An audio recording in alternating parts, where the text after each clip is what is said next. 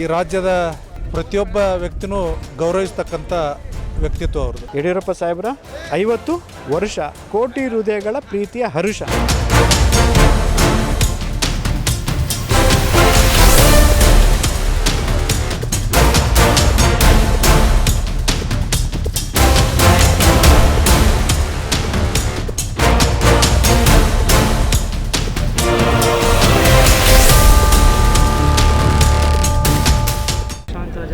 ಆಗಮಿಸಿದ್ದಾರೆ. ಸೊ ಕಾರ್ಯಕ್ರಮ ಯಾವ ರೀತಿಯಲ್ಲಿ ನಡೀತದೆ ಸರ್? ಇದೊಂದು ಯಶಸ್ವಿ ಅಂತಂದರೆ ಅದು ಯಶಸ್ವಿ ಒಳಗೆ ಭಾಳ ಅಭೂತಪೂರ್ವವಾಗಿರ್ತಕ್ಕಂಥ ಯಶಸ್ವಿ ಆಗಿರ್ತಕ್ಕಂಥ ಕಾರ್ಯಕ್ರಮ.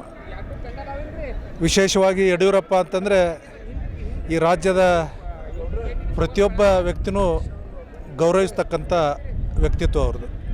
ಹೀಗಾಗಿ ಯಡಿಯೂರಪ್ಪ ಅವರ ಅಭಿಮಾನೋತ್ಸವ ಕಾರ್ಯಕ್ರಮ ಅಂದರೆ ಸ್ವಯಂ ಪ್ರೇರಿತರಾಗಿ ಜನಸಾಗರ ಹರಿದು ಬಂದಿದೆ. ಇವತ್ತು ಈ ಕಾರ್ಯಕ್ರಮ ನೋಡಿದಾಗ ಸುಮಾರು ಒಂದು 4 ಲಕ್ಷದವರೆಗೆ ಹೆಚ್ಚು ಕಡಿಮೆ ಅಂದಾಜು ಜನ ಸೇರಿರ್ಬೋದು ಅಂತಕ್ಕಂಥ ಒಂದು ಅಂದಾಜಿದೆ. ಇದನ್ನೆಲ್ಲ ನೋಡಿದಾಗ ಯಡಿಯೂರಪ್ಪರ ಬಗ್ಗೆ ಜನರ ಹತ್ರ ಇನ್ನೂ ಭಾಳ ಅಭಿಮಾನ ಇದೆ, ಪ್ರೀತಿ ಇದೆ ಅಂತಕ್ಕಂಥದ್ದಕ್ಕೆ ಆ ಕಾರಣದಿಂದನೇ ಇವತ್ತು ಅಭಿಮಾನೋತ್ಸವ ಆಗಿದೆ. ಅವರು ಪ್ರಾರಂಭದಿಂದ ಹೋರಾಟ ಮಾಡ್ಕೊತ ಬಂದು ಅವರು ಮುಖ್ಯಮಂತ್ರಿ ಆಗಿರ್ತಕ್ಕಂಥ ಸಂದರ್ಭದಲ್ಲಿ ಅವರು ಕೊಟ್ಟಿರ್ತಕ್ಕಂಥ ಕೊಡುಗೆಗಳು, ಅವರ ಸೇವೆ ಈ ನಾಡಿನ ಪ್ರತಿಯೊಬ್ಬ ಜನರಿಗೆ ತಲುಪಿರುವ ಕಾರಣ ಆ ಎಲ್ಲ ಜನ ಇವತ್ತು ಸ್ವಯಂ ಪ್ರೇರಿತರಾಗಿ ಕಾರ್ಯಕ್ರಮಕ್ಕೆ ಬಂದು ಯಡಿಯೂರಪ್ಪನವರಿಗೆ ಒಂದು ಗೌರವವನ್ನು ಸಲ್ಲಿಸಿದ್ದಾರೆ ಅಂತ ಹೇಳ್ಬೋದು. ಸರ್, ಏನು BJP ಶಕ್ತಿ ಪ್ರದರ್ಶನ ಅನ್ಬೋದು ಸರ್? ಶಕ್ತಿ ಪ್ರದರ್ಶನ ಅಂತ ಏನಿಲ್ಲ, ಯಡಿಯೂರಪ್ಪನವ್ರ ಮೇಲೆ ಇರತಕ್ಕಂಥ ಒಂದು ಗೌರವ, ಆ ಅಭಿಮಾನದಿಂದ ಇದೊಂದು ಪಕ್ಷಾತೀತವಾಗಿ ಮಾಡಿರ್ತಕ್ಕಂಥ ಕಾರ್ಯಕ್ರಮ. ಈ ಜನರ ನಿರೀಕ್ಷೆ ನೋಡಿದ್ರೆ 2028ಕ್ಕೆ ತಮ್ಮ ಒಂದು ಗೆಲುವಿಗೆ ನಾಂದಿ ಆಡ್ಬೋದಾ? ನಿಶ್ಚಿತವಾಗಿಯೂ ಯಡಿಯೂರಪ್ಪವ್ರ ಮೇಲಿನ ಅಭಿಮಾನದಿಂದ ಈ ಅಭಿಮಾನೋತ್ಸವ ಕಾರ್ಯಕ್ರಮ ನೋಡಿದಾಗ ಬರ್ತಕ್ಕಂಥ 2028ರ ಸಾರ್ವತ್ರಿಕ ವಿಧಾನಸಭಾ ಚುನಾವಣೆಯಲ್ಲಿ ಭಾರತೀಯ ಜನತಾ ಪಕ್ಷ ನಿಶ್ಚಿತವಾಗಿ ಬಹುಮತವನ್ನು ಗಳಿಸುತ್ತೆ. ಸಂದೇಹನೇ ಇಲ್ಲ. ತಮ್ಮ ಹೆಸರು ಮತ್ತು ಏನಾಗಿದೆ? ಶಾಂತಗೌಡ ಪಾಟೀಲ್, ಬಾಗಲಕೋಟೆ ಜಿಲ್ಲೆಯ ಭಾರತೀಯ ಜನತಾ ಪಾರ್ಟಿ ಅಧ್ಯಕ್ಷ. ಇವ್ರ ಕಾರ್ಯಕ್ರಮದಲ್ಲಿ ನಿರೀಕ್ಷೆಗೂ ಮೀರು ಜನ ಬಂದಿದ್ದಾರೆ. ಸೊ ಕಾರ್ಯಕ್ರಮ ಯಶಸ್ವಿಯಾಗಿದೆ. ಇದ್ರ ಬಗ್ಗೆ ತಿಳಿಸಿ. ಖಂಡಿತವಾಗ್ಲೂ ಒಬ್ಬ ಅಪರೂಪದ ನಾಯಕತ್ವ. ಅವ್ರ ಬಗ್ಗೆ ಅವ್ರ ಜೊತೆಗೆ ಒಡನಾಡಿಗಳನ್ನ ಯಾರಿಗೆ ಕೇಳಿದ್ರು ಒಬ್ಬೊಬ್ಬರು ಒಂದೊಂದು 100 ಕತೆ ಹೇಳುವಷ್ಟು ಅವ್ರ ಬಗ್ಗೆ ಅಭಿಪ್ರಾಯ ಇದೆ. ನೇರ ದಿಟ್ಟ ನಿರ್ಧಾರ ತಗೊಳ್ಳುವಂಥ ಒಂದು ಏಕೈಕ ಶಕ್ತಿ ಅಂದರೆ ಅದು ಯಡಿಯೂರಪ್ಪ ಅವರು ಅಂತೇಳಿ. ಯಾರಾದರೂ ಒಬ್ಬರು ಬಡವರು ಬಂದರೆ, ಯಾರಾದ್ರು ಒಬ್ಬರು ದಲಿತರು ಬಂದರೆ, ಏನಾದ್ರು ಒಂದು ಕಷ್ಟ ತೊಡ್ಕೊಂಡ್ರೆ ಅಲ್ಲೇ ಡಿಸಿಷನ್ ಅಲ್ಲೇ ಕೊಡ್ತಾಯಿದ್ರು. ಅಂಥ ವ್ಯಕ್ತಿತ್ವ ಅಂದರೆ BS ಯಡಿಯೂರಪ್ಪ ಅವ್ರದ್ದು ಅಂತ. ಆ ಥರದ್ದು ಸಾವಿರಾರು ಎಕ್ಸಾಂಪಲ್ಸ್ ಇದೆ. ಹಾಗಾಗಿ ಎಲ್ಲ ಕಾರ್ಯಕ್ರಮಗಳು, ಈ ಥರ ಕಾರ್ಯಕ್ರಮ ಬಂದರೆ ಬಸ್ ಮಾಡಿ ದುಡ್ಡು ಕೊಟ್ಟು ಕರ್ಕೊಂಬರೋವಂಥ ವ್ಯವಸ್ಥೆಗಳು. ಇವತ್ತು ಹೆಂಗಿತ್ತು ಅಂದರೆ ಈ ಕಾರ್ಯಕ್ರಮಕ್ಕೆ ಬರೋದಕ್ಕೆ ನಮಗೆ ಬಸ್ ಕೊಟ್ಟಿಲ್ಲ ಅಂತ ಜಗಳ ಅಂದರೆ ನಾವು ನಮ್ಗೆ ಬಸ್ ವ್ಯವಸ್ಥೆನೂ ಮಾಡೋಕ್ಕಾಗಲಿಲ್ಲ. ಅಂಥದ್ರಲ್ಲಿ ಅವರು ಓನ್ ವೆಹಿಕಲ್ಸಲ್ಲಿ ಬಂದು ನೀವು ನೋಡಿದರೆ ಟ್ರಾಫಿಕ್ ಜಾಮ್ ಹೇಗಾಗಿತ್ತು ಅಂತ. ಅಂದರೆ ಆ ರೀತಿ ವ್ಯಕ್ತಿತ್ವ ಅದು ಆಗಿದೆ. ಹಾಗಾಗಿ ಅಪರೂಪದ ನಾಯಕತ್ವ. ಅವರ ಬುಕ್ಸ್ಗಳನ್ನು ಯಾರ್ಯಾರು ಯುವಕರು ಓದ್ತಾರೆ, ಯಾವ ಯುವ ನಾಯಕರು ಆಗಬೇಕು ಅಂತಿದ್ದಾರೆ, ಅವರೆಲ್ಲ ಪುಸ್ತಕವನ್ನು ಓದಬೇಕು. ಅವ್ರ ಜೀವನದಲ್ಲಿ ಮಾಡಿರುವಂಥ ಕೆಲಸಗಳನ್ನು, ಅವರ ದಿಟ್ಟ ನಿರ್ಧಾರಗಳನ್ನು ನಾವು ಕಲಿಬೇಕಾಗ್ತದೆ.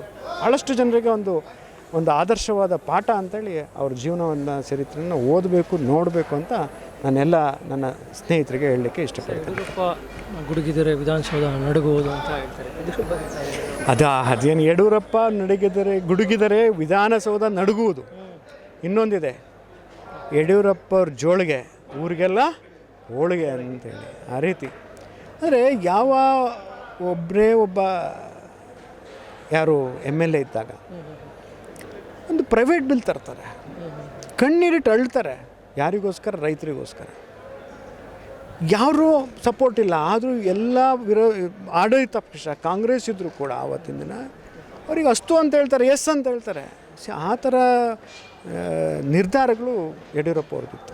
ಹಾಗಾಗಿ ಯಡಿಯೂರಪ್ಪ ಮಾತಾಡಿದ್ರೆ ಯಾರು ಏನು ಕ್ವಶನ್ ಕೇಳ್ತಿರೋ ಅಂತ ಹೆದರ್ತಾಯಿದ್ರು ಅವರು. ಸರ್, ಒಂದು ಶಕ್ತಿ ಪ್ರದರ್ಶನ ಅಂತಲೇ ಹೇಳ್ಬೋದಾ ಸರ್? ಶಕ್ತಿ ಪ್ರದರ್ಶನ ಅನ್ನೋಕ್ಕಿಂತ 50 ವರುಷ ಯಡಿಯೂರಪ್ಪ ಸಾಹೇಬ್ರ 50 ವರ್ಷ, ಕೋಟಿ ಹೃದಯಗಳ ಪ್ರೀತಿಯ ಹರ್ಷಕ್ಕೋಸ್ಕರ ಹರ್ಷೋತ್ಸವ ಇದು. ಇದೇನು ಶಕ್ತಿ ಪ್ರದರ್ಶನ ಇಲ್ಲ.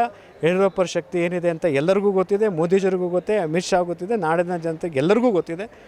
ಹಾಗಾಗಿ ಅದೇನು ಶಕ್ತಿ ಪ್ರದರ್ಶನ ಇಲ್ಲ, ಇದು ಪ್ರೀತಿಯ ಹರ್ಷದ ಇದು 50 ವರ್ಷದ ಕೋಟಿ ಹೃದಯಗಳ ಪ್ರೀತಿಯ ಹರ್ಷದ ಸಂಕೇತ ಅಂತ ಹೇಳ್ಬೋದು. ಸರ್, ಈ ಜನಸಂಖ್ಯೆ ನೋಡಿದ್ರೆ 2028 ವಿಧಾನಸಭೆ ಚುನಾವಣೆಯ ಒಂದು ಗೆಲುವಿಗೆ ನಾಂದಿ ಆಗುತ್ತೆ. 100ಕ್ಕೆ 100 ಗೆದ್ದೇ ಗೆಲ್ತೀವಿ, ಅದರಲ್ಲೇನು ಡೌಟೇ ಇಲ್ಲ. ಯಾಕೆಂದ್ರೆ ನಾವು ನೋಡಿರ್ಬೋದು ಇಡೀ ದೇಶದಲ್ಲಿ 22 ರಾಜ್ಯಗಳಲ್ಲಿ NDA ಸರ್ಕಾರ, ಭಾರತೀಯ ಜನತಾ ಪಾರ್ಟಿ ಅಧಿಕಾರಕ್ಕೆ. ನಾರ್ತ್ ಈಸ್ಟಲ್ಲಿ ಎಲ್ಲಿ ಅಲ್ಪಸಂಖ್ಯಾತರು ಹೆಚ್ಚಿರುವಂಥದ್ರಲ್ಲಿ 8 ರಾಜ್ಯಗಳಲ್ಲಿ 6 ರಾಜ್ಯಗಳಲ್ಲಿ NDA ಸರ್ಕಾರ ಬರುತ್ತೆ ಅಂತಂದರೆ ಎಲ್ಲಿ ಅಲ್ಪಸಂಖ್ಯಾತರು, ಎಸ್ಪೆಷಲಿ ನಾನು ಪ್ರವಾಸ ಮಾಡಿದೆ, ಅಲ್ಲಿ ಮೆಜಾರಿಟಿ ಆಫ್ ದೆಮ್ ಕ್ರಿಶ್ಚಿಯನ್ ಮತದಾರರು. ಅಲ್ಲಿ ಡ್ರೈವರ್ಗಳಿಗೆ, ಅಂಗಡಿಯವರಿಗೆಲ್ಲ ಕೇಳಿದ್ರೆ ಯಾರಿಗಪ್ಪ ಓಟ್ ಹಾಕ್ತೀರಾ, ಹೇಗೆ ಓಟ್ ಹಾಕ್ತೀರಾ ನೀವು ಅಲ್ಪಸಂಖ್ಯಾತರು, ನೀವು ಹಂಗೆ BJPಗೆ ಹಂಗೆಲ್ಲ ಅಭಿವೃದ್ಧಿ ಕಂಡಿದ್ದೇ BJPಯಿಂದ, ನಾನು ನೆಕ್ಸ್ಟ್ ಹಾಕೋದು BJPಗೆ ಅಂತ ಹೇಳುವಂಥದ್ದು. ಹಾಗಾಗಿ ಅದ್ರಲ್ಲಿ ಸಂದೇಹನೇ ಬೇಡ, ಕೇಸರಿಮಯ ಆಗ್ತದೆ. ಇಡೀ ದೇಶಕ್ಕೆ, ನಮ್ಮ ದೇಶದ ಭದ್ರತೆಗೆ, ನಮ್ಮ ದೇಶದ ಗೌರವವನ್ನು ಉಳಿಸುವಂಥ ಶಕ್ತಿ ಇರೋದು ಅಂದರೆ ಅದು ಭಾರತೀಯ ಜನತಾ ಪಾರ್ಟಿಗೆ ಮಾತ್ರ. ಹಾಗಾಗಿ 100ಕ್ಕೆ 100 ಭಾಗ 2028ರಲ್ಲಿ ಭಾರತೀಯ ಜನತಾ ಪಾರ್ಟಿಯ ಸರ್ಕಾರ, NDA ನೇತೃತ್ವದ ಸರ್ಕಾರ ಬರೋದು ನಿಜವಾಗ್ಲೂ ಅಕ್ಷರಶಃ ಸೇಮ್ BS ಅವರ ಹಾದಿಯಲ್ಲಿ ಅವರ ಮಗ ವಿಜಯೇಂದ್ರ ಅವರು ನಡೀತಾ ಇದ್ದಾರೆ ಅಂತಾರೆ. ಇದ್ರ ಬಗ್ಗೆ ನಾನು ವಿಜಯಣ್ಣ ನೋಡ್ದಂಗೆ ಈ ಯುವಕ ನಾಯಕರಲ್ಲಿ ಅವರು BS ಯಡಿಯೂರಪ್ಪರ ಮಗ ಅನ್ನೋದಕ್ಕಿಂತ ಅವ್ರದ್ದೇ ಒಂದು ಛಾಪನ್ನು ಮೂಡಿಸಿದ್ದಾರೆ. ಇವತ್ತು ನೀವು ಅಲ್ಲಿ ಎಲ್ಲೇ ಹೋದರೂ ಅವ್ರಿಗೆ ಅಷ್ಟು ಅಭಿಮಾನಿಗಳು, ಹುಡುಗರು, ಎಸ್ಪೆಷಲಿ ಯೂತ್ ಸಪೋರ್ಟ್ ತುಂಬ ಚೆನ್ನಾಗಿದೆ. ಆಮೇಲೆ ಆ ಮನುಷ್ಯನೂ ಅಷ್ಟೇ, ಹೆಂಗೆ ಯಡಿಯೂರಪ್ಪ ಸಾಹೇಬರು ಅವ್ರ ಫ್ಯಾಮಿಲಿನೇ ನೋಡಲ್ದಂಗೆ ಹೆಂಗೆ ರಾಜ್ಯವೆಲ್ಲ ಸುತ್ತಾಡಿದ್ರು, ಇವರು ಅಷ್ಟೇ.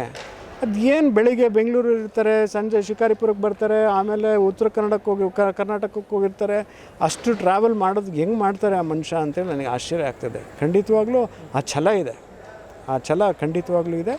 ಆಮೇಲೆ ಯಡಿಯೂರಪ್ಪ ಅವ್ರದ್ದು ಒಂದು ಏನು ವಾಕ್ಯ ಇದೆ, ಅದನ್ನು ಇಬ್ಬರು ಮಕ್ಕಳು, ರಾಘಣ್ಣನವ್ರಿರ್ಬೋದು, ವಿಜಯಣ್ಣನಿರ್ಬೋದು, ಏನಂದರೆ ಅವ್ರು ಹೇಳೋದು ಮಾತಾಡೋದೇ ಸಾಧನೆ ಆಗಬಾರ್ದು ಅಂತ, ನಮ್ಮ ಕೆಲಸ ಮಾತಾಡಬೇಕು ಅಂತ. ಅದನ್ನು ಅಕ್ಷರಶಃ ಮಾಡಿದಂಥ ಇಬ್ಬರು ಪುತ್ರರು ಯಡಿಯೂರಪ್ಪವರಿಗೆ ಸಿಕ್ಕಿರೋದು ಭಾಳ ಸಂತೋಷ ಅಂತ.